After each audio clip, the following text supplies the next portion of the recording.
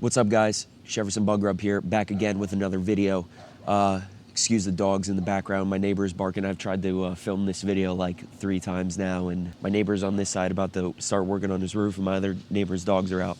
But today I want to talk about content creation, specifically live streaming. I want to talk about why I think a lot of people get very in their heads about live streaming. They sort of end up with like a bad mindset when it comes to live streaming. And I think a lot of it has to do with people not setting their expectations right. I think it's a lot of people expecting more out of what they get from live streaming, you know, and this is all just stuff that I think about from a personal experience. You know, if you don't know who I am, my name's Chef Bug Rub. I host an interactive cartoon show on kick.com/chefbugrub, and it's a lot of fun, man. It's nothing like this. This is all sort of ranty, free-flowing thought, where that show is just more pure entertainment. The thing with live streaming, I think, is a lot of people see it. They look at the people at the top. They look at like the Asmongold's, the Hasanabis, the Kaisenats, all these people that are making, you know, millions of dollars live streaming, and they think, why can't I do that? Why can't I get a piece of that pie? And you know, it's not that easy to do.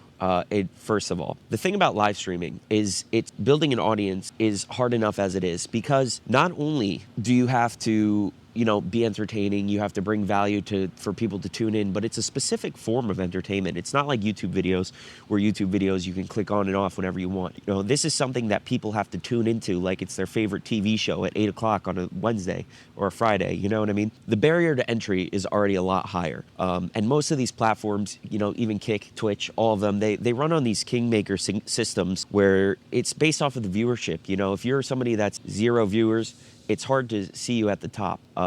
It's very hard to get found. So, you know, you need to rely on other things like your social medias, your Instagrams, your TikToks, your YouTubes to kind of get your name out there. Make videos, make content, no matter what it is, right? Now, all of that is a lot of work. It takes a lot of time to do all of that.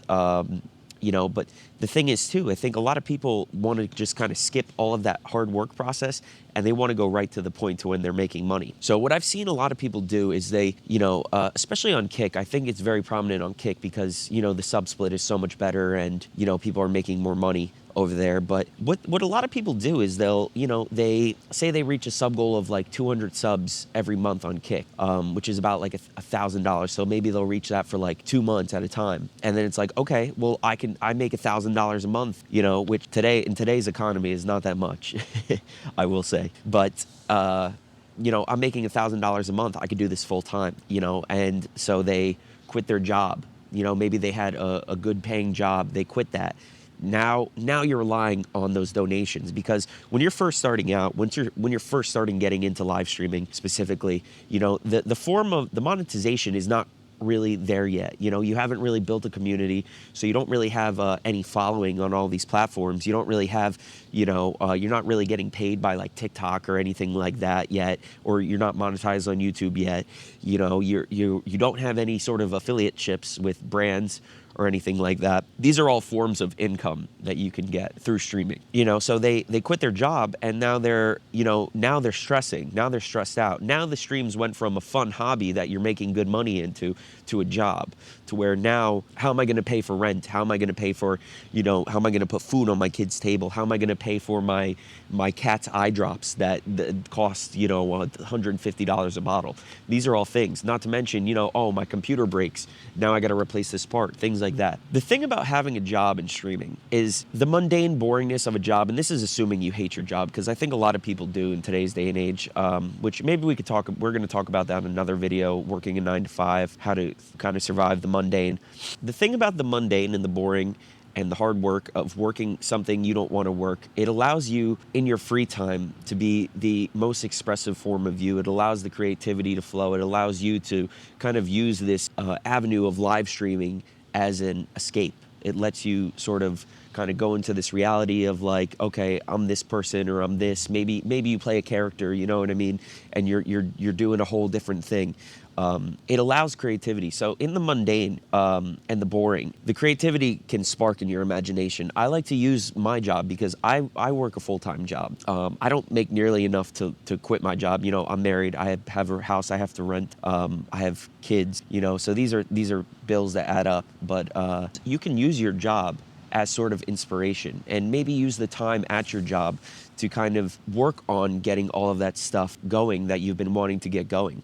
Like you could You could be working on editing videos on your phone. You can learn how to edit on your phone using CapCut. I did that for a long time, man. And, you know, just get the clip off of the live stream, you know, edit the videos on your phone, post them while you're at work. If you have the time, if you can do it without getting in trouble or getting fired, you know, using the time that you have available at your work to sort of push the thing that you want to be built. I've seen this too with other people too, like they have businesses, side businesses, and you know, they'll be handling business stuff while they're at work at their main job, you know what I mean? So it's, you know, you have to treat the live streaming like a business if you want to be successful with it. But the thing I want to emphasize the most is do not set your expectations way too high when it comes to this stuff. There's a lot of different variables, you know. These people that are at the top that you see, they make a lot of money. These are people that have been doing it for years. They've built a huge community. They've built a sort of a presence, a celebrity status, if you will.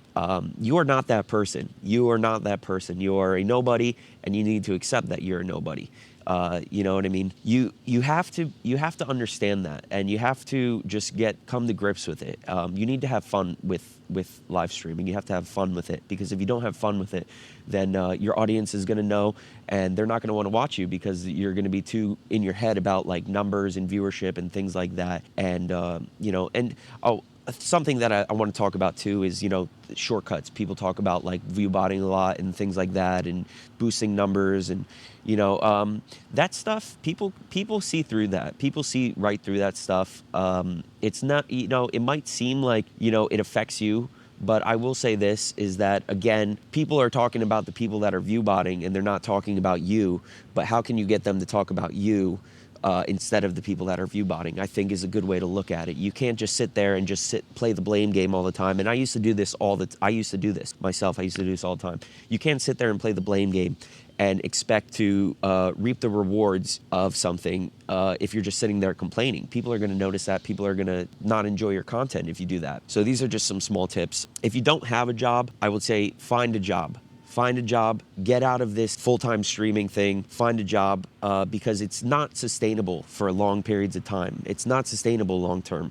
You know, that there's so many variables that we could get into when it comes to, like, you know, whether you're a guy or a girl, or, you know, things like that, and how people view you on the internet, especially in live streaming. But there's so many variables. So always figure out the next step for your life, because if you're just stuck in one position, you're stuck doing one thing, and it doesn't work out, then what are you going to do? You know what I mean? And, you know, the same thing could happen at your main job. You know, you could get fired one day. You can get fired, and then where are you going to be? Where are you going to be? What are you going to be doing? So these are just things that I think about, and I just want what's best for people. I want people to be smart with their time too.